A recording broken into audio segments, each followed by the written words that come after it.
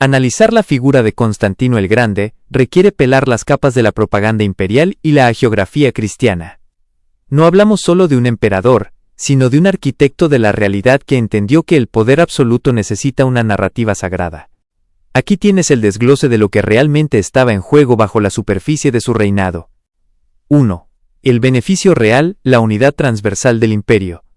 Más allá de una supuesta fe genuina, el beneficio real que Constantino protegía era la cohesión estructural. El imperio romano del siglo IV era un caos de guerras civiles y fragmentación. El instrumento. El cristianismo no fue solo una religión, sino el pegamento administrativo. Una sola fe bajo un solo Dios, reflejaba perfectamente a un solo emperador bajo un solo mando. La protección. Al centralizar el dogma, como hizo en el Concilio de Nicea, protegía la estabilidad del Estado. Si la Iglesia se dividía, el imperio se dividía. 2. El miedo profundo, la ilegitimidad y el caos sangriento. El secreto que motiva gran parte de su narrativa es el miedo a ser visto como un tirano inestable y parricida. El elefante en la habitación. Constantino mandó a ejecutar a su hijo mayor, Crispo Ein, y a su esposa, Fausta, en circunstancias oscuras y nunca aclaradas oficialmente, aplicando a menudo una damnatio memoriae. La motivación del secreto. El miedo a que su imagen de elegido de Dios se desmoronara si se revelaba que su propia casa era un nido de intrigas fratricidas. Un emperador que no puede gobernar su familia difícilmente puede reclamar el mandato divino para gobernar el mundo. 3. Lo que nadie quiere admitir. El gran compromiso. Para evitar destruir su propia imagen, todas las partes, Constantino, la aristocracia pagana y la jerarquía cristiana, evitaron admitir que el sistema resultante era un híbrido de conveniencia, no una victoria moral pura. Parte involucrada. Lo que evita admitir para salvar su imagen, Constantino, que su conversión fue un movimiento político pragmático, y que siguió actuando como un pontífice pagano, el Pontifex Maximus, hasta casi su muerte. La Iglesia, que aceptaron el control estatal y el uso de la violencia imperial a cambio de privilegios, sacrificando la ética de poner la otra mejilla. La aristocracia, que se convirtieron al cristianismo no por convicción sino para mantener sus puestos en la burocracia y su estatus social. En resumen, el secreto de Constantino es que la paz cristiana se construyó sobre la sangre de su propia familia y sobre un pacto de silencio donde el dogma se convirtió en política. Entremos en el terreno de las sombras imperiales. Para entender cómo se consolidó este poder, hay que mirar el Concilio de Nicea, 325 después de Cristo, no solo como un evento religioso, sino como la cumbre de un manejo de crisis política, y contrastarlo con la tragedia familiar que ocurrió apenas un año después. Aquí tienes el análisis de cómo estos dos pilares sostuvieron la imagen de Constantino. 1. El Concilio de Nicea, el control de daños dogmático. Antes de Nicea, el cristianismo era un caos de interpretaciones. Para Constantino, esto era una pesadilla logística.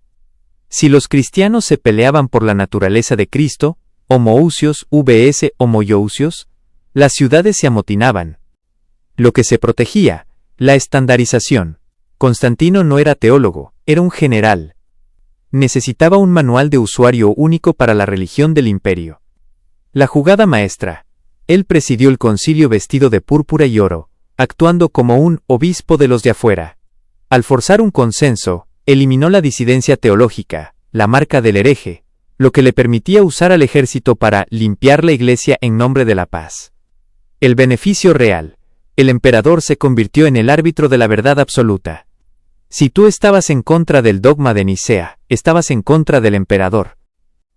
2. El crimen de familia. Crispo y Fausta, 326 después de Cristo.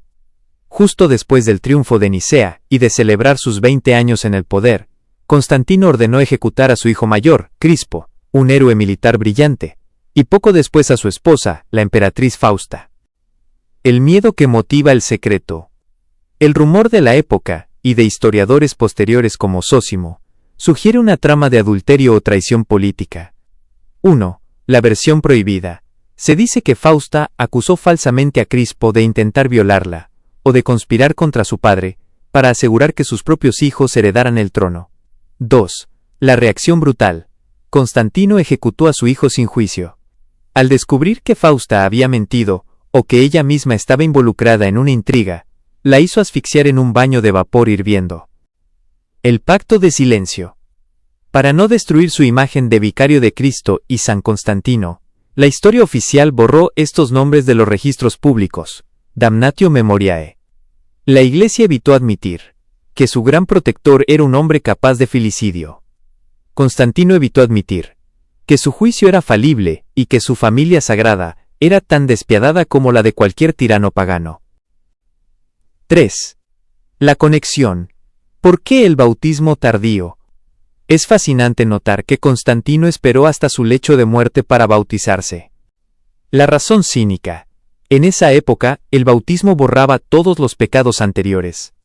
Al posponerlo, Constantino pudo gobernar con mano de hierro, ejecutar a su familia, aplastar rebeliones y jugar a la política sangrienta, para luego quedar limpio justo antes de encontrarse con el Dios que él mismo había ayudado a definir en Nicea.